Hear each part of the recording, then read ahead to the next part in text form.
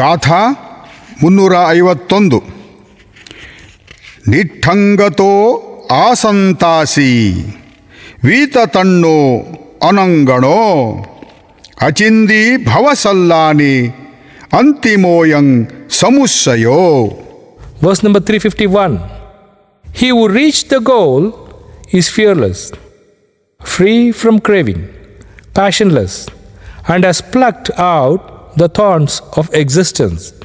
For him, this is the last body. ಗಾಥಾ 352. ವೀತತಣ್ಹೋ ಅನಾದಾನೋ ನಿರುತ್ತಿ ಪದಕೋವಿದೋ ಅಕ್ಷರಾನಂ ಸನ್ನಿಪಾತಂ ಜಂಚ ಪುಬ್ಬಪರಾನಿ ಚ ಸವೇ ಅಂತಿಮ ಶಾರೀರೋ ಮಹಾಪನ್ಯೋ ಮಹಾಪುರಿಸೋ ತಿವುಚ್ಯತಿ. Verse number 352. He who is free from craving and attachment is perfect in covering the true meaning of the teaching and knows the arrangement of the sacred texts in correct sequence. He indeed is the bearer of this final body. He is truly called the profoundly wise one, the great man.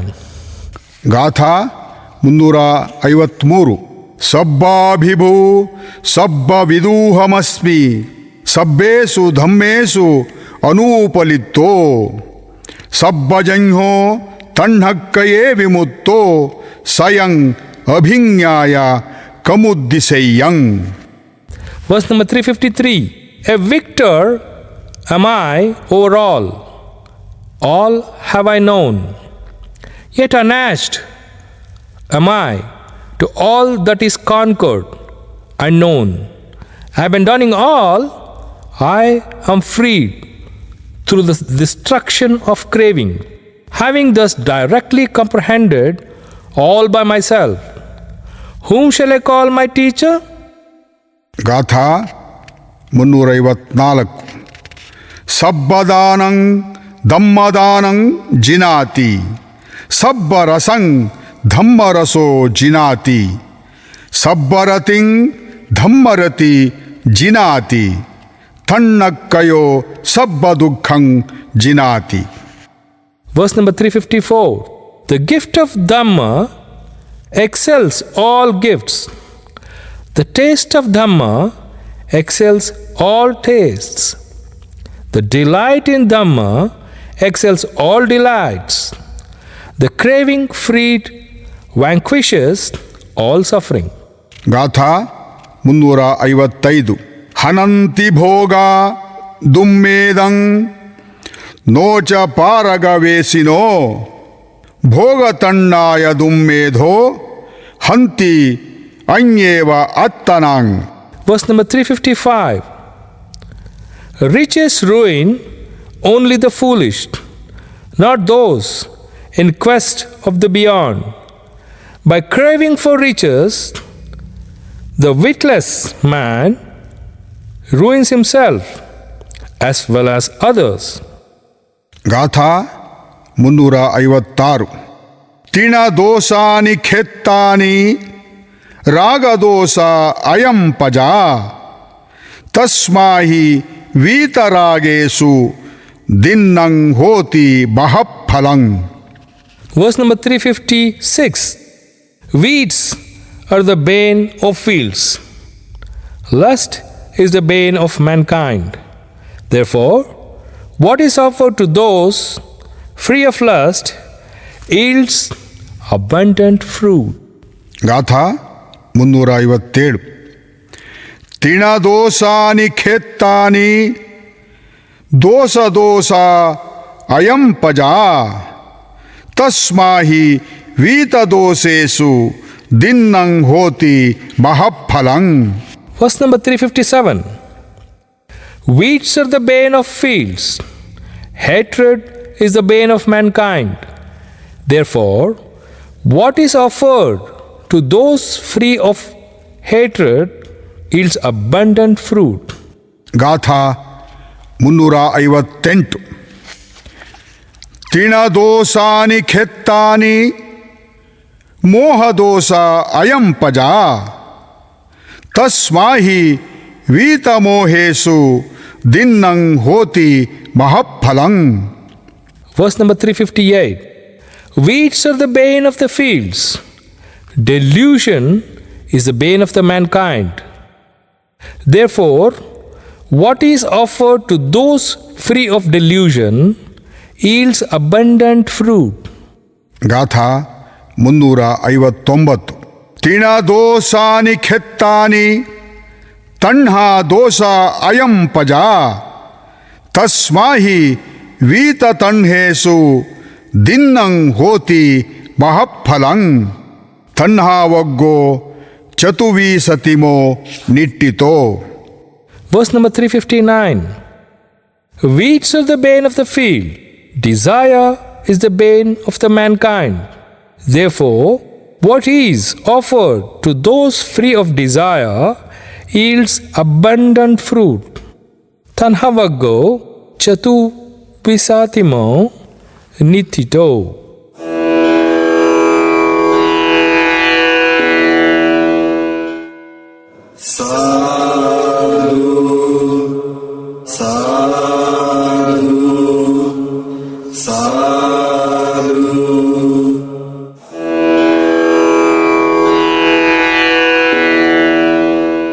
ಖುದ್ದಕ ನಿಕಾಯೆ ಧಮ್ಮಪದ ಪಾಲಿ ವರ್ಗ 25 ಭಿಕ್ಕುವಗ್ಗೋ.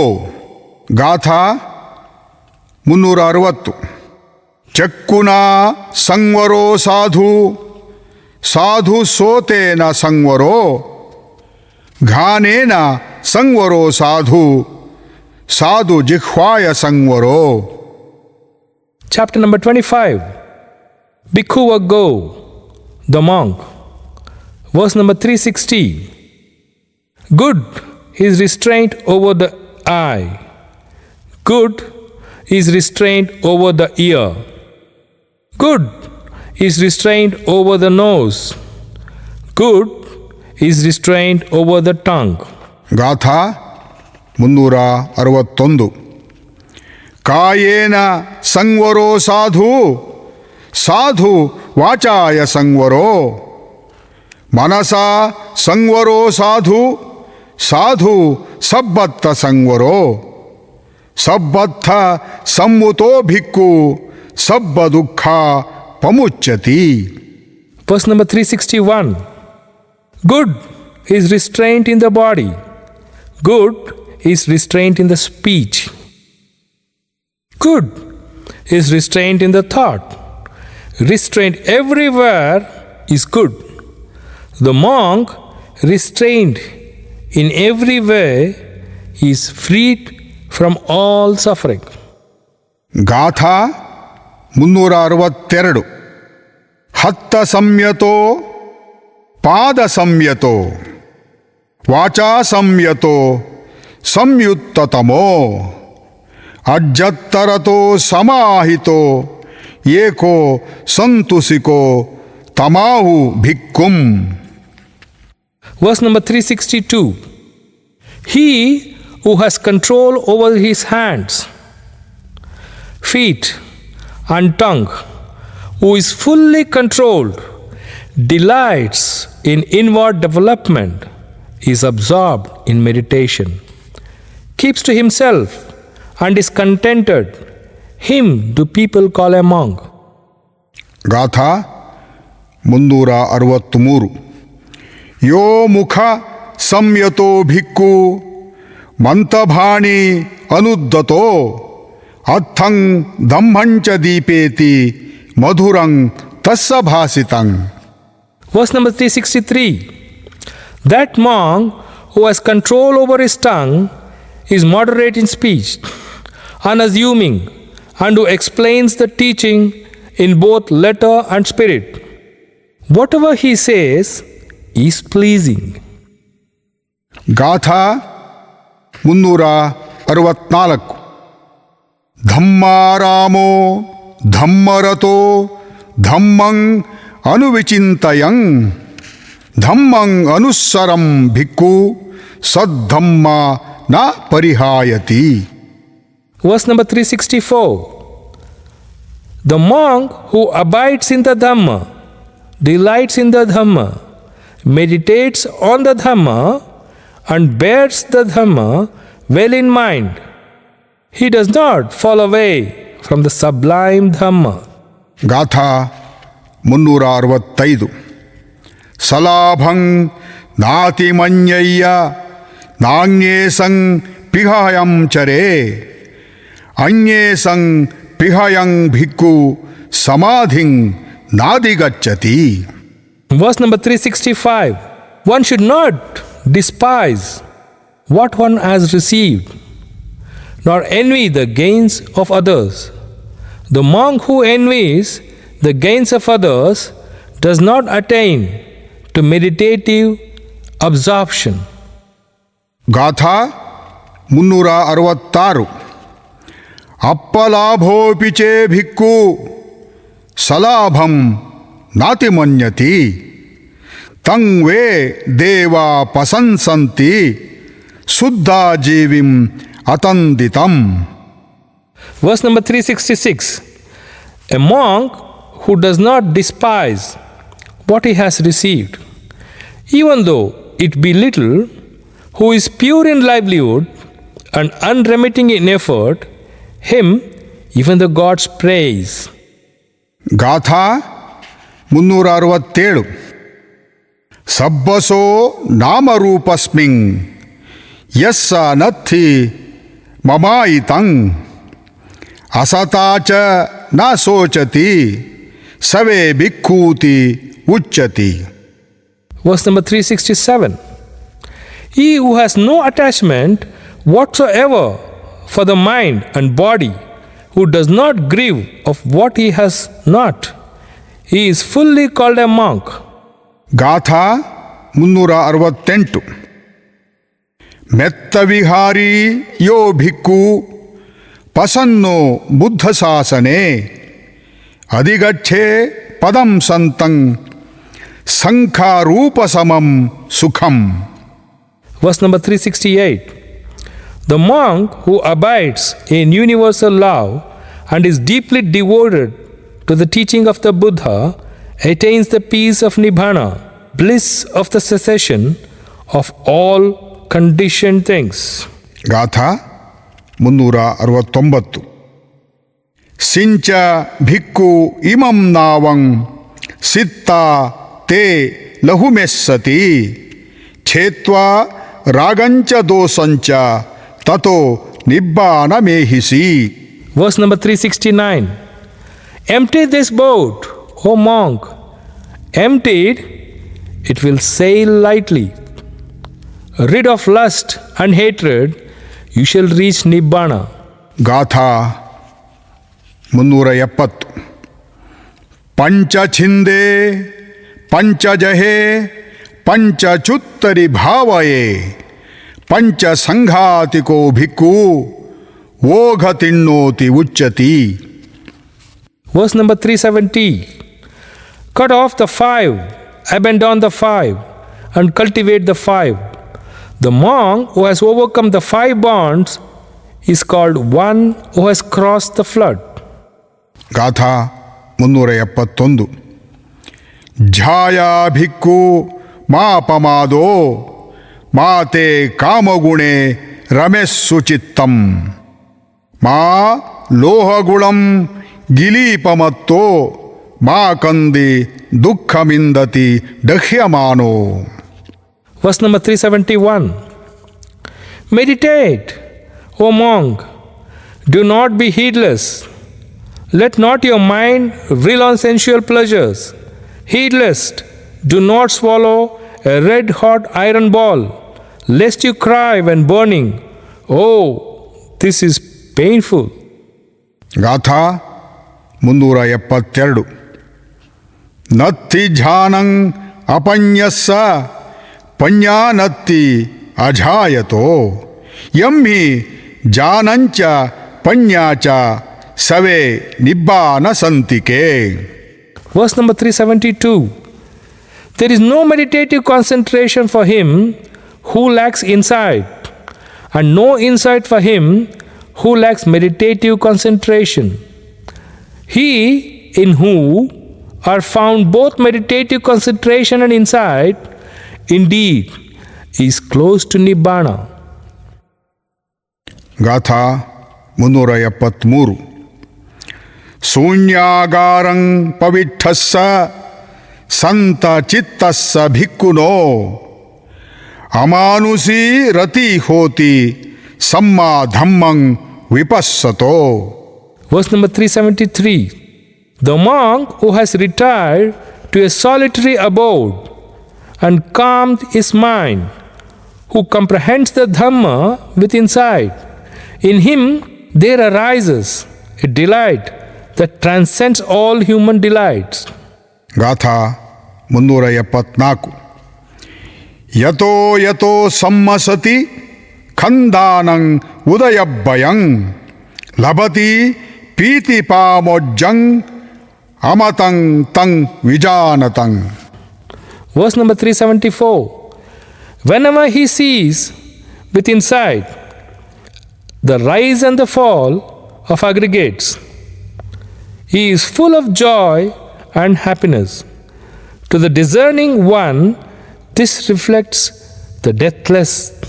ಗಾಥಾ 375 ತತ್ರಾಯಮಾಧಿ ಭವತಿ ಇದ ಪಣ್ಯಸ್ಸ ಭಿಕ್ಕುನೋ ಇಂದ್ರಿಯ ಗುತ್ತಿ ಸಂತುಷ್ಠಿ ಪಾತಿಮೋಕ್ಷೇ ಚ ಸಂವರೋ. Verse number 375. Control of the senses, contentment restraint, according to the code of the monastic discipline, these form the base of holy life here for the wise monk. ಗಾಥಾ 376 ಮಿತ್ತೇ ಭಜಸ್ಸು ಕಲ್ಯಾಣೆ ಶುದ್ಧಾ ಜೀವೆ ಅತಂದಿತೆ ಪಟಿಸಂಥಾರ ಉತ್ಥಸ್ಸ ಆಚಾರ ಕುಶಲೋಸಿಯ ತತೋ ಪಾಮೋಜ್ಜ ಬಹುಲೋ ದುಃಖ ಸಂತಂ ಕರಿಸ್ಸತಿ. Verse number 376. Let him associate with friends who are noble, energetic, and pure in life. Let him be cordial and refined in conduct. Thus, full of joy, he will make an end of suffering. ಗಾಥಾ 377 ವಸಿಕಾ ವಿಯಪುಪ್ಪಾನಿ ಮದ್ದವಾನಿ ಪಮುಣ್ಯತಿ ಏವಂ ರಾಗಂಚ ದೋಷಂಚ ವಿಪ್ಪಮುಣ್ಯೇಥ ಭಿಕ್ಕವೋ. Verse number 377. Just as the jasmine creeper shields its withered flowers, even so, O monks, should you totally shed lust and hatred. ಗಾಥಾ 378 ಸಂತಕಾಯೋ ಸಂತವಾಚೋ ಸಂತವ ಸುಸಮಾಹಿತೋ ವಂತಲೋಕಾಮಿಸೋ ಭಿಕ್ಕು ಉಪಸಂತೋತಿ ಉಚ್ಯತಿ. Verse number 378. The monk who is calm in body, calm in speech, calm in thought, well composed, and who has spun out worldliness, he truly is called serene. ಗಾಥಾ 379 ಅತ್ತನ ಚೋದಯತ್ತಾನಂ ಪಟಿಮಂ ಸೇಥ ಅತ್ತನ ಸೋ ಅತ್ತ ಗುತ್ತೋ ಸತಿಮಾ ಸುಖಂ ಭಿಕ್ಕು ವಿಹಾಹಿಸಿ. Verse number 379. By oneself, one must censure oneself and scrutinize oneself. The self-guarded and the mindful monk will always live in happiness. ಗಾಥಾ 380 ಅತ್ತಾಹಿ ಅತ್ತನೋ ನಾಥೋ ಅತ್ತಾಹಿ ಅತ್ತನೋ ಗತಿ ತಸ್ಮಾ ಸಂಯಮಮತ್ತಾನಂ ಅಸ್ಸಂಭದ್ರಂ ವಾಣಿಜೋ. Verse number 380. One is one's own protector. one is one's own refuge. Therefore, one should control oneself, even as a trader controls a noble steed. ಗಾಥಾ 381. ಪಾಮುಜ್ಯ ಬಹುಲೋ ಭಿಕ್ಕು ಪಸನ್ನೋ Buddha ಶಾಸನೆ ಅಧಿಗಚ್ಚೆ ಪದಂ ಸಂತಂ ಸಂಖಾರೂಪ ಸಮಂ ಸುಖಂ. Verse number 381.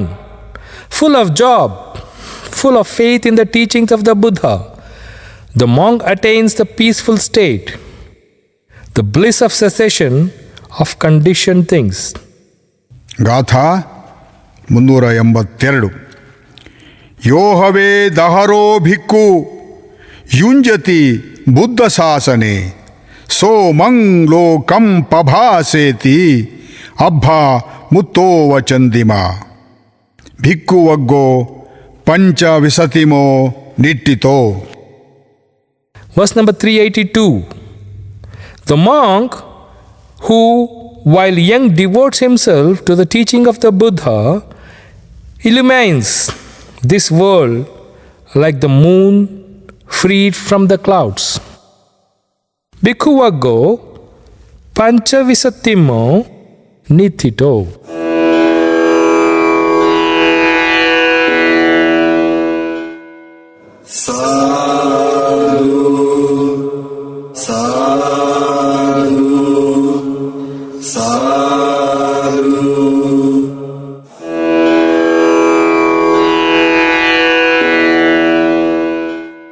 ಖುದ್ದಕ ನಿಕಾಯೆ ಧಮ್ಮಪದ ಪಾಲಿ ವರ್ಗ 26 ಬ್ರಾಹ್ಮಣವಗ್ಗೋ. ಗಾಥಾ 383. ಛಿಂದೋ ಸೋತಂ ಪರಕ್ಕಮ್ಮ ಕಾಮೇ ಪನುದ ಬ್ರಾಹ್ಮಣ ಸಂಖಾರಾನಂ ಖಯಂ ಯತ್ವ ಅಕತನ್ಯೂಹಿ ಬ್ರಾಹ್ಮಣ. Chapter number 26. Brahmanavaggo, the holy man. Verse number 383. Exert yourself, O holy man, cut off the stream of craving and discard sense desires. Knowing the destruction of all conditioned things, become, O holy man, the knower of the uncreate, that's Nibbana. ಗಾಥಾ 384. ಯದಾ ದ್ವಯೇಷು ಧಮ್ಮೇಷು ಪಾರಗೂ ಹೋತಿ ಬ್ರಾಹ್ಮಣೋ ಅಥಸ್ಸ ಸಬ್ಬೆ ಸಂಯೋಗ ಅಥಂ ಗಚ್ಚಂತಿ ಜಾನತೋ. Verse number 384. When a holy man has reached the summit of the two paths, namely meditative concentration and insight, he knows the truth, and all his fetters fall away. ಗಾಥಾ 385. ಯಸ್ಸ ಪಾರಂ ಅಪಾರಂ ವಾ ಪಾರಾಪಾರಂ ನ ವಿಜ್ಜತಿ ವಿತದ್ಧರಂ ವಿಸಂಯುಕ್ತಂ ತಮಹಂ ಬ್ರೂಮಿ ಬ್ರಾಹ್ಮಣಂ. Verse number 385. He for whom there is neither this shore nor the other shore, nor at both, he who is free from cares and is unfettered, him do I call a holy man. ಗಾಥಾ 386. ಝಾಯಿಂ ವಿರಜಮಾಸೀನಂ ಕತಕಿಚ್ಚ ಮನಾಸಮಂ ಉತ್ತಮತ್ತಮನುಪತ್ತಂ ತಮಹಂ ಬ್ರೂಮಿ ಬ್ರಾಹ್ಮಣಂ. Verse number 386. He who is meditative, stainless and settled, whose work is done and who is free from cankers, having reached the highest goal, him do I call a holy man. ಗಾಥಾ 387. ದಿವಾ Tapti ಆದಿತ್ಯೋ ರತ್ತಿಮಾ ಭಾತಿ ಚಂದಿಮಾ ಸನ್ನದ್ಧೋ ಖತ್ತಿಯೋ Tapti ಝಾಯಿ Tapti ಬ್ರಾಹ್ಮಣೋ ಅಥ ಸಬ್ಬ ಮಹೋರಥಿಂ ಬುದ್ಧೋ Tapti ತೇಜಸ. Verse number 387. The sun shines by day, the moon shines by night. The warrior shines in armor, the holy man shines in meditation. But the Buddha shines resplendent all day and all night. ಗಾಥಾ 388. ಬಾಹಿತ ಪಾಪೋತಿ ಬ್ರಾಹ್ಮಣೋ ಸಮಚರ್ಯ ಸಮಣೋತಿ ಉಚ್ಯತಿ ಪಬ್ಬಾ ಜಯಮುತ್ತನೋ ಮಲಂ ತಸ್ಮಾ ಪಬ್ಬಜಿತೋತಿ ಉಚ್ಯತಿ. Verse number 388. Because he has discarded evil, he is called a holy man. Because he is serene in conduct, he is called a recluse. And because he has renounced his impurities, he is called a renunciate. ಗಾಥಾ 389. ನಾ ಬ್ರಾಹ್ಮಣಸ್ಸ ಪಹರೇಯ್ಯ ನಾಸ್ಸ ಮುಂಜೇತ ಬ್ರಾಹ್ಮಣೋ ಧೀ ಬ್ರಾಹ್ಮಣಸ್ಸ ಹಂತಾರಂ ತತೋ ಧೀಯಸ್ಸ ಮುಂಚತಿ. Verse number 389. One should not strike a holy man, nor should a holy man, when struck, give way to anger. Shame on him who strikes a holy man, and more shame on him who gives way to anger. ಗಾಥಾ 390. ನ ಬ್ರಾಹ್ಮಣಸ್ಸೇತದ ಕಿಂಚ ಸಯ್ಯೋ ಯದಾ ನಿಷೇಧೋ ಮನಸೋ ಪಿಯೇಹಿ ಯತೋ ಯತೋ ಹಿಂಸಮನೋ ನಿವತ್ತತಿ ತತೋ ತತೋ ಸಮ್ಮತಿಮೇವ ದುಃಖಂ. Verse number 390. Nothing is better for a holy man than when he holds his mind back from what is endearing. To the extent the intent to harm wears away, to that extent does suffering subside. ಗಾಥಾ 391. ಯಸ್ಸ ಕಾಯೇನ ವಾಚಾಯ Manasa ನಥಿ ದುಃಖಟಂ ಸಂಗುತಂ ತೀಹಿಠಾನೇಹಿ ತಮಹಂ ಬ್ರೂಮಿ ಬ್ರಾಹ್ಮಣಂ. Verse number 391. He who does no evil in deed, word, or thought, who is restrained in these three ways, him do I call a holy man. ಗಾಥಾ 392. ಯಂಹಾ ಧಮ್ಮಂ ವಿಜಾನೇಯ್ಯ ಸಮ್ಮಾ ಸಂಬುದ್ಧ ದೇಸಿತಂ ಸಕ್ಕಚ್ಚಂ ತಂ ನಮಸ್ಸಯ್ಯ ಅಗ್ಗಿ ಹುತ್ತಂ ವ ಬ್ರಾಹ್ಮಣೋ. Verse number 382. Just as a Brahmin priest reveres his sacrificial fire, even so should one devotedly revere the person from whom one has learned the Dhamma taught by the Buddha. ಗಾಥಾ 393. ನ ಜಟಾಹಿ ನ ಗೊತ್ತೇನ ನ ಜಚ್ಚ ಹೋತಿ ಬ್ರಾಹ್ಮಣೋ M ಹಿ ಸಚ್ಚಂಚ ಧಮ್ಮೋಚ so ಶುಚಿ ಸೋಚ ಬ್ರಾಹ್ಮಣೋ. Verse number 393. Not by matted hair, nor by lineage, nor by birth does one become a holy man, but he in whom truth and righteousness exist, he is pure, he is a holy man. ಗಾಥಾ 394. ಕಿಂ ತೇ ಜಟಾಹಿ ದುಮ್ಮೇಧ ಕಿಂ ತೇ ಅಜಿನ ಸಾಟಿಯ ಅಭ್ಯಂತರಂ ತೇ ಗಹನಂ ಬಾಹಿರಂ ಪರಿಮಜ್ಜಸಿ. Verse number 394. What is the use of your matted hair, O witless man? What of your garment of antelope's hide? Within you is the tangle of passion. Only outwardly do you cleanse yourself. ಗಾಥಾ 395. Pamsu Kuladharang Jantu Kisang Dhammani Santatam Ekam Vanasming Jayantang Tamaham Brumi Brahmanam.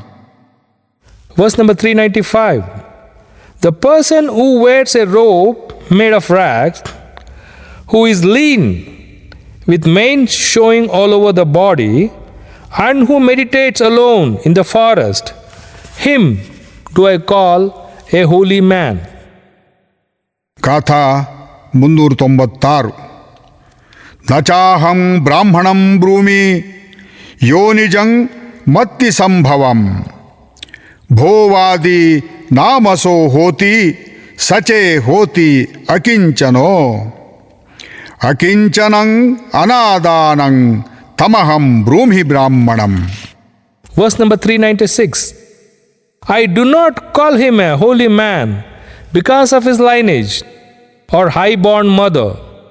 If he is full of impeding attachments, he is just a supercilious man.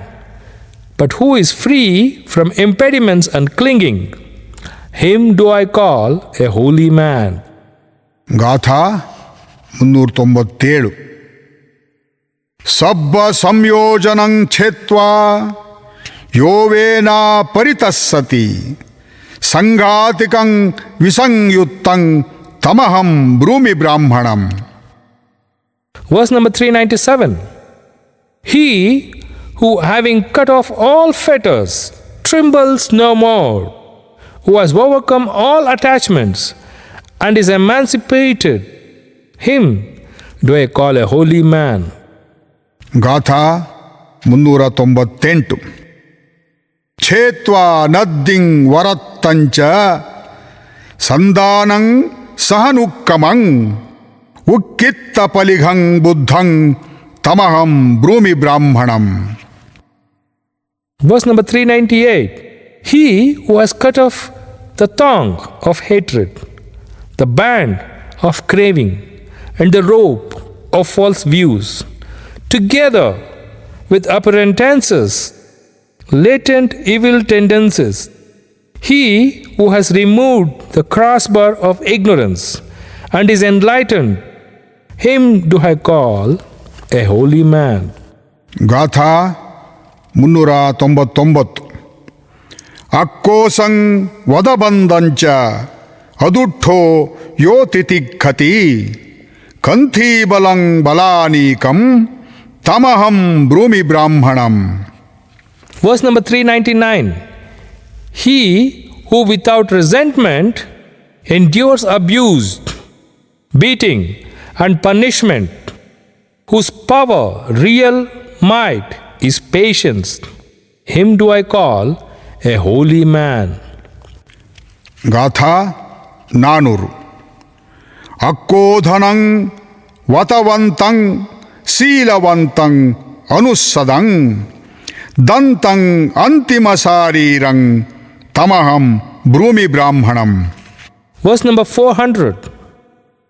He who is free from anger is devout, virtuous, without craving, self-subdued, and bears his final body, him I call a holy man.